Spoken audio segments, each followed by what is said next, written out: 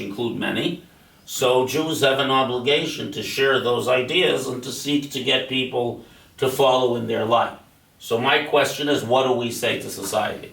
We're a big community, we're a community with some influence, we're a community that people look up to because they know that we are the repositories of the Torah, and they know that many of their belief systems and the like are built on the Torah.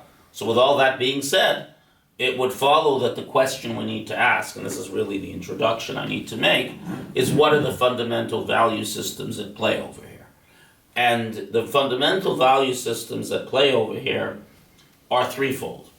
One, that in the event that we think that loss of life could be prevented, let's assume for the moment that Apple has in its engineering suite the capacity to create such a backdoor, which basically means a way around the encryption, because the encryption itself is at the present moment close to foolproof. It's extremely complex and it's dynamic and it involves, and again, this is not my field, but it involves essentially keys that are constantly changing. If you don't have the original key, you can't get to it. I'm sure that the government is hard at work on cracking such encryption nevertheless, but the little iPhone does represent pretty much the cutting edge of encryption.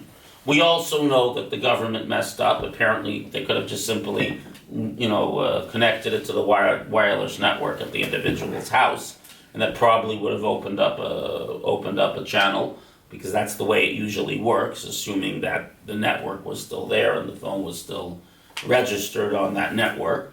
But they didn't, and that's neither here nor there. No one is perfect, no one is foolproof.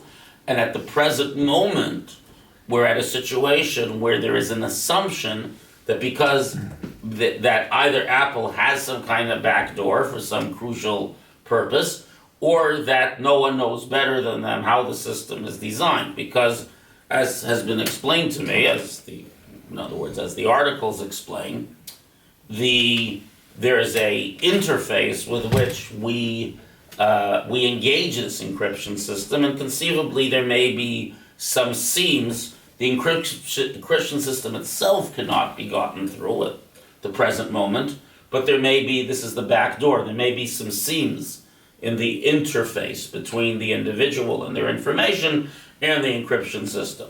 Now, is Apple squawking because they can do it and don't want to do it, and they're able to make a great deal of noise about privacy, which is good for business?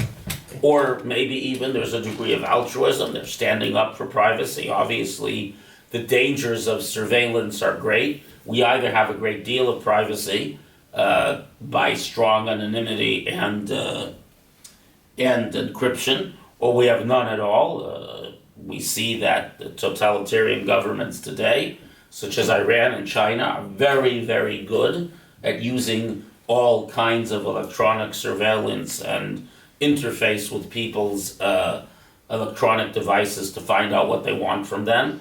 Indeed, one of the reasons that it took so long to get Osama bin Laden was because the Taliban, Al-Qaeda, and the ilk reverted to couriers and written messages that are burnt over a fire, precisely because the American and other Western powers' intelligence had so thoroughly permeated any possible means of electronic communication. So we know those things. So there are many questions that I don't know the answer to. And remember, a company as large as Apple is in a sense a government to itself.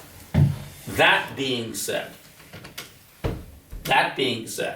assuming they could create such a backdoor, we're not asking someone to, this is a whole new world, because we're not asking someone to yield information they have. A subpoena could help with that. We're asking someone to create something under duress, as if it were, which isn't the same as the right to get something with a writ, to get something with a subpoena, and so on. So legally it's complex. What does Jewish law have to say about this? So we should first establish that the right to privacy is very powerful. It's not even a right. I'm obliged to respect your privacy.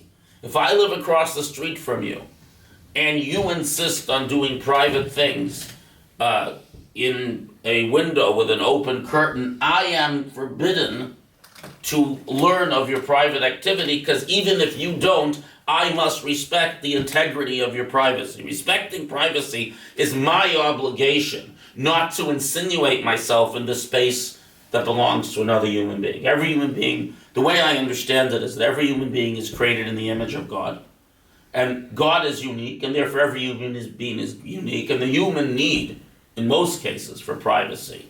And the fact that privacy is so important to us, very small children want privacy in all kinds of ways, is because every one of us senses that we are uniquely in God's pattern, and as there is only one God, there is only one of us, even if you're one of identical twins. And therefore, the need for privacy is really a profound expression of the fundamental divinity that each human being expresses.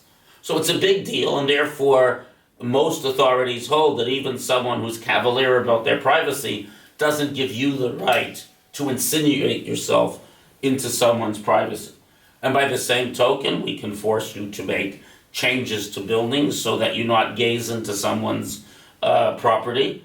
And when letters came into fashion, there was a ban of excommunication pronounced by Rabbi Gershon in the late 10th, early 11th century against anyone who opens someone's mail and reads it. But if the truth be told, this is merely a ban the way we make bans to reinforce behaviors the Torah demands. The Torah says you shall not go as a talebearer among your people. A talebearer means a gossip. You collect information and disseminate it. Both the acquisition and dissemination phase are prohibited by the Torah. Furthermore, we know from a statement, the Talmud says, since every time God speaks to Moses, he says God spoke to Moses lamor, which means not saying as it's translated, but telling him to say. From this we ascertain that Moses can only tell over what God said because God told him to speak, and from this we derive that, even though it's pretty obvious it's what God wanted, from this we derive that no one may repeat anything they learn from someone else unless they have explicit permission to do so, or implicit permission that has the strength of explicit permission. Another discussion. So privacy, the inviolate nature of any information that we share, that we have and shared with someone, these are all very fundamental in Judaism. The question is, what about where there exists potentially a danger to life? Now, here's the wrinkle. Until now, even in the context of severe duress to get information out of a terrorist suspect in a ticking bomb situation, we're talking about information that someone has, we're asking them to yield it. Here we're asking someone to create something that doesn't exist because we're ordering them to. So in truth, to order someone to do something is in the American system strictly not the province of the courts. In other words, the courts can order a law be fulfilled. So for example, in Brown versus Board of Education, the argument was that the 13th and 14th Amendments would provide to equal protection regardless of race were not being fulfilled. They overturned the idea of separate but equal, and therefore, since the law already existed as an constitutional amendment, desegregation of the schools could be enforced. That was relatively simple. But to say that a court has the power to order someone to engage in a creative activity at which they may or may not succeed, in other words, there's no subpoena, there's no body of information. The same thing would apply in Jewish law. I can tell someone to tell me something that the other person knows, but how can I tell them to create something? There's no legal precedent for this, and I suspect you're going to see a lot about this in the filings of Apple and their various friends of the court from this fine neighborhood here. However, there exists a separate set of laws, both in American law and in a special way in Jewish law. So under American law, we have the right, the executive and legislative branch have the right in times of war or national emergency to seize property and use it for various purposes. They have the right to seize people. They can draft you to go to war. They have the right of conscription. When conscription began in the Civil War, there were cases filed against the government, and the various courts, and also during the First World War, declared quite clearly that conscription is the right of the government, just like they can borrow your car or your piece of land or your factory for a national emergency. Indeed, the prohibition against quartering soldiers, an amendment that most people don't think about too much, that particular prohibition does not apply during actual times of combat. So it's very clear that we have the right to co-opt people's labor ingenuity and